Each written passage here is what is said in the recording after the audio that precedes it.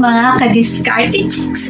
Welcome back sa ating channel no kung saan ang sabihin tungkol sa diskarte sa pag-ibig. Ang hangarin natin dito sa channel na ito ay magbigay kaalaman ng magagandang diskarte tungkol sa larangan ng panliligaw, pag-ibig at tamang relasyon.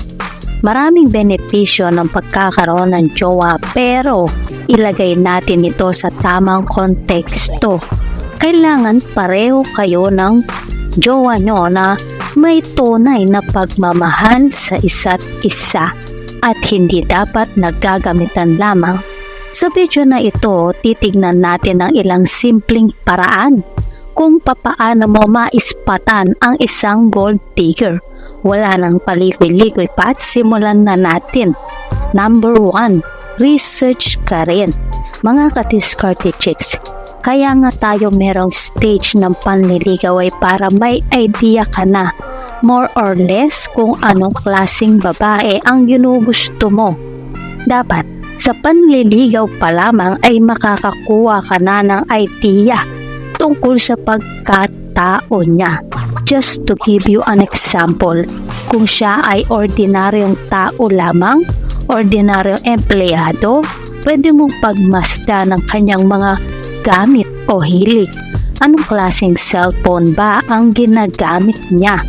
Anong bag ba ang ginagamit niya? Brand ng pananamit niya? Klase ng pabango niya?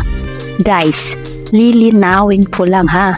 Hindi porket branded at first class ang mga gamit niya ay automatic na gold digger na siya. Pero minsan, hindi naman sa lahat ng pagkakataon ay mag-iisip-isip ka rin kung paano niya na-afford ang mga yan kung siya lamang ay ordinaryong empleyado lamang na kumikita ng minimum wage at mukhang ordinary lang din naman ang pamilya niya. So, need mong gawin ang due diligent research mo, ika nga. Baka naman may kapatid siya sa abroad na nagpapadala sa kanya ng kanyang gamit. Number 2, history. Kapag jowa mo na siya ay okay lang din kung sisimplehan mong alamin ang history niya sa mga ex niya. Kung ang profile ng mga ex niya ay halos mukhang mayayaman o may mga kaya, ay mabuting makiramdam kang mabuti muna. Maganda kung meron sana siyang naging jowa na ordinaryong tao lang din. Pero again, hindi naman nangangahulugan agad na porket puro mayayaman ang mga ex niya ay gold digger na siya agad. Mag-ingat lang tayo mga ka-discarte chicks. Ang isang classic sign ng gold digger ay kapag puro mayayaman ang jowa lang niya o mga lalaki hindi man mayaman ay pwede niyang pakinabangan. Number 3, buying habits niya. Sa inyong pagsasama o pagde-date, more or less, ay mas lalo kang magkakaroon ng idea. Example, pag niyayaya mo ba siyang kumain sa mga fast foods, ay tumatanggi na siya at mas gusto ba niyang sa mga fine dining restaurants kayo kumakain? Sensitibo ba siya sa budget mo kapag nagdi-date kayo? Kapag halos bihira o ayaw talaga niya sa mga ordinary fast food kayo kumain, ay medyo magtaka ka na, lalo na kilalang fast foods naman ito. Number 4, shopping spree. Heto guys, medyo ibang level na ito. Halimbawang siya ay nagyaya sa iyo mag-date sa isang mall na tila akala mo ay magwi-window shopping lang kayo at bigla siyang kumuha ng mga items na wala naman sa plano o agenda mo. Lalo na't medyo pricey o mamahaling items ang mga iyan tulad ng mga branded o signature na pabango, damit o at worst ay alahas, ay pwede na nating sabihin red flag na ito. Kung ikaw mga ka-discarte chicks ay simpleng ordinaryong lalaki lamang at bigla kanyang pinasubo sa ganitong sitwasyon, mag-isip-isip ka na muna. Maaring sa ganong pagkakataon ay sinusubukan niya ang wallet mo. At kung may dala ka namang pera ng pagkakataon na iyon ay siguradong aaray ka rin pagkatapos ng date ninyo. Number 5, bills. Heto guys, common techniques ng mga gold digger ay lalambingin kanila at pagkatapos ay may kapalit ito. Pwede ilalabas niya sa iyo ang kanilang mga bayarin sa bahay at diretsahan kanyang hihingan ng tulong. Maaring sa una ay okay lang sa iyo, pero mga guys, kapag ito ay napapadalas na halos buwan-buwan na, kapag sa simula ay tubig lamang ang pinapasagot niya sa iyo, tapos nadadagdagan na ng kuryente nila, internet, pagkain, gamot, etc., heto ay maliwanag na red flag na. Ang ibig sabihin ay mag-isip-isip ka na mga ka-discarte chicks. Number 6, subukan mo. Guys, kapag humantong na sa pagkakataon na halos ikaw na ang nag-finance ng kanyang mga gastusin sa bahay, ay pwede mong malaman ang totoo niyang damdamin sa iyo. Paano?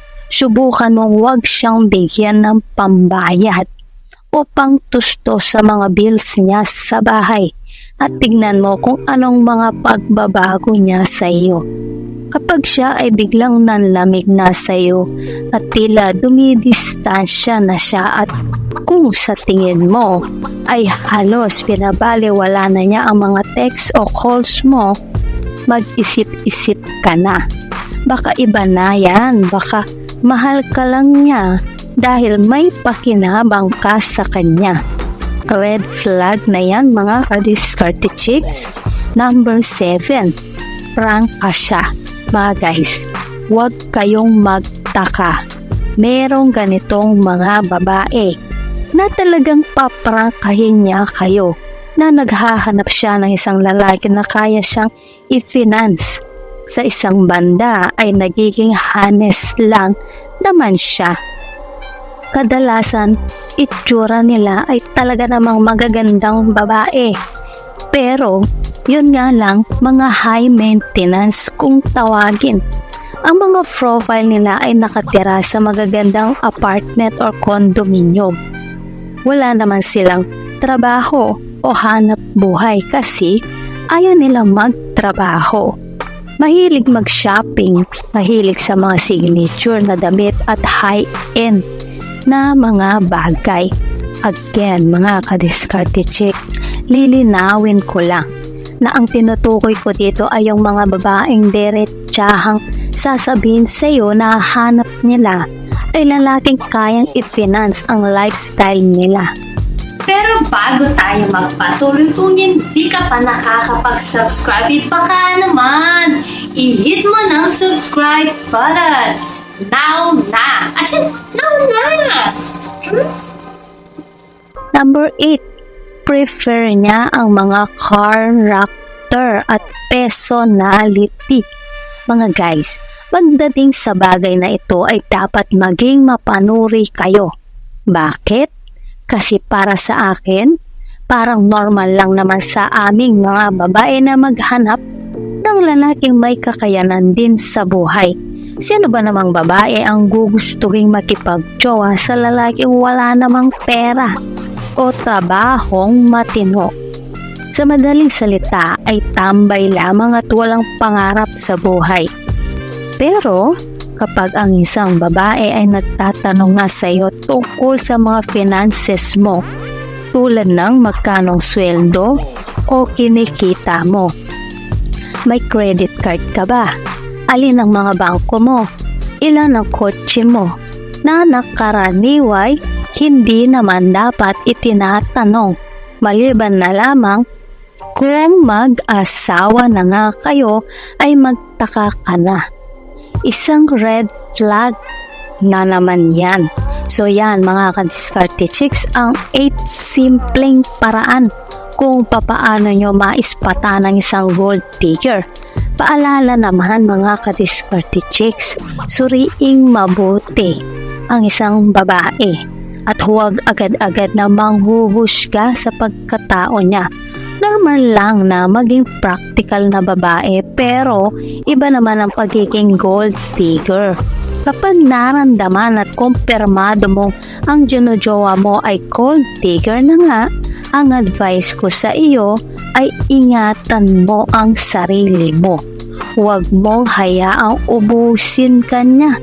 Ang behavior ng mga ganyan ay pag wala ka ng pakinabang at hindi mo na siya kayang sustentuhan ay bigla ka niyang bibitawan sa ere. Lumayo ka na habang maaga pa at maghanap ng mas magaling na kapartner. Kaya maging mapanuri at pairalin ang tamang judgment. Good luck mga kadiskarte chicks! Kung nagustuhan mo ang video na ito, huwag kalimutang mag-like, share at subscribe para sa iba pang useful na content. Maraming salamat sa panonood. Hanggang sa susunod na video, ingat kayo palagi. Let's spread love.